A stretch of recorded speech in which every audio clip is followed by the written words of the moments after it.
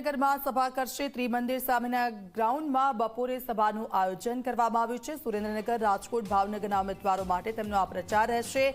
Parshottam Rupala PM Modi સાથે ઉપસ્થિત રહેશે। સભાને કારણે સુરેન્દ્રનગરમાં ચુસ્ત પોલીસ બંદોબસ્ત ગોઠવી દેવામાં આવ્યો છે।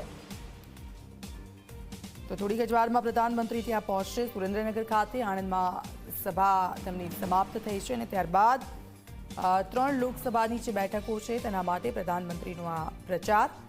સુરેન્દ્રનગરમાં થોડીક જ વારમાં પ્રધાનમંત્રી ત્યાં પહોંચશે। ત્યાં રાહ જોવાઈ રહી છે। કાર્યકર્તાઓ ત્યાં ઉપસ્થિત છે અને આપ જુઓ ત્યાંના દ્રશ્યો સભા સ્થળના। પ્રધાનમંત્રીની એક ઝલક માટે રાહ જોવાઈ રહી છે અને પ્રધાનમંત્રીને સાંભળવા માટે લોકો આતુર બન્યા છે। સીધા જઈશું અર્પણ અમારી સાથે લાઈવ જોડાઈ ગયા છે। અર્પણ, સુરેન્દ્રનગર ખાતે પ્રધાનમંત્રી પહોંચવાના છે, કેટલો ઉત્સાહ છે લોકોમાં અને રાહ જોવાઈ રહી છે પ્રધાનમંત્રીની ત્યાં? પ્રધાન છે એટલે ભારત દેશનું પ્રતીક છે। કોઈ પણ સમય હવે પ્રધાનમંત્રી નરેન્દ્ર મોદીનું આગમન થઈ શકે છે, કારણ કે જે પોલીસ છે તે સંપૂર્ણ એલર્ટ થઈ ચૂકી છે। એટલે ગણતરીની મિનિટોમાં પીએમ જે છે તે અહીંયા સ્ટેજ ઉપર આવે તેવી પૂરેપૂરી સંભાવના છે। અહીંનો જે માહોલ છે તે સીધો બતાવવા આપણે હાલમાં તો જે વિવિધ હોદ્દેદાર આગેવાન છે, ભાજપના જે સાંસદ છે તે અહીંયા પ્રાસંગિક સંબોધન કરી રહ્યા છે અને આપ દૂર દૂર સુધી જોઈ શકો છો હાલમાં જે ભાજપના વિવિધ હોદ્દેદારો, કાર્યકરો, નેતાઓ છે તે પણ પોતાની બેઠક વ્યવસ્થામાં બેસી ચૂક્યા છે અને અતિ વિશાળ સભા મંડપનો જ્યાં નજર કરો ત્યાં ભાજપના કાર્યકર્તાઓ, સમર્થકો જે છે ભાજપની ખેસ છે, ટોપી પહેરેલા છે, એટલે બસ રાહ જોવાની છે પ્રધાનમંત્રી અહીંયા આવે તે સાથે તેમનું સ્વાગત થશે અને તેમની જે ચૂંટણી પ્રચારની જે આખી સ્પીચ છે તેના માટે લોકોનો ઉત્સાહ છે। એટલે ભાજપના કેટલાક આગેવાનો છે, આપણે તેમની સાથે વાત કરવાનો પ્રયત્ન કરીશું। હિમાંશુભાઈ છે, આપણે તેમની સાથે વાત કરીશું। હિમાંશુભાઈ, સ્વાગત છે આપનું। ગણતરીની ક્ષણો છે, પ્રધાનમંત્રી આવશે, કેટલો આ લોકસભા બેઠક પર ઉત્સાહ છે? મને લાગે છે કે મેં ઘણા વર્ષોથી આ સભા હું એટેન્ડ કરું છું। ગઈ વખતની વિધાનસભા કરતાં પણ અત્યારે વધુ ઉત્સાહ એટલા માટે દેખાય છે કે મોદી સાહેબની હેટ્રિક કરવાની છે અને એટલા માટે ચારે બાજુ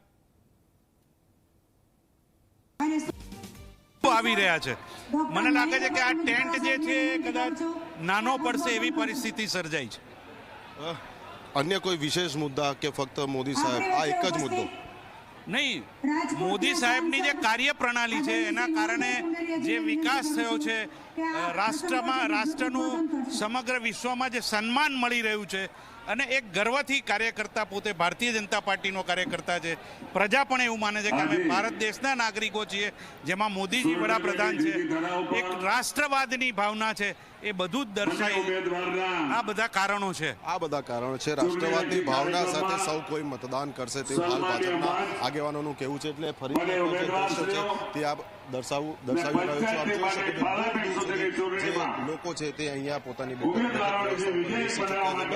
ગણતરીની પળો છે જ્યાં પ્રધાનમંત્રી નરેન્દ્ર મોદી સ્ટેજની પાછળ પ્રથમ તો વિશેષ આવશે ને તે બાદ તેઓ અહીંયા સ્ટેજ ઉપર આવશે। એટલે અબકી બાર 400 પારનું જે ભાજપનું સૂત્ર છે તેને સાર્થક કરવા માટે તમામ બેઠકો જીતવાનું જે ભાજપનું લક્ષ્ય છે તે અંતર્ગત આજે સુરેન્દ્રનગર, રાજકોટ અને ભાવનગર આ 3 લોકસભા બેઠકોના જે સંયુક્ત પ્રચારના ભાગરૂપે આજની આ સભા છે એ ખૂબ જ મહત્વની માનવામાં આવી રહી છે, કારણ કે ઘણા બધા રાજકીય પરિબળો છે કે જે આ 3 બેઠકો પર અસર કરે છે। એટલે વધુમાં વધુ મતદાન ભાજપની તરફેણમાં થાય તે માટેના ભાજપ અને ખાસ કરીને પ્રધાનમંત્રી નરેન્દ્ર મોદીના પ્રયાસો છે। આભાર અર્પણ, આપની પાસેથી અપડેટ્સ લેતા રહીશું। તો સીધા દ્રશ્યોમાં આપને સભા સ્થળના બતાવી રહ્યા છે। આપ જો સુરેન્દ્ર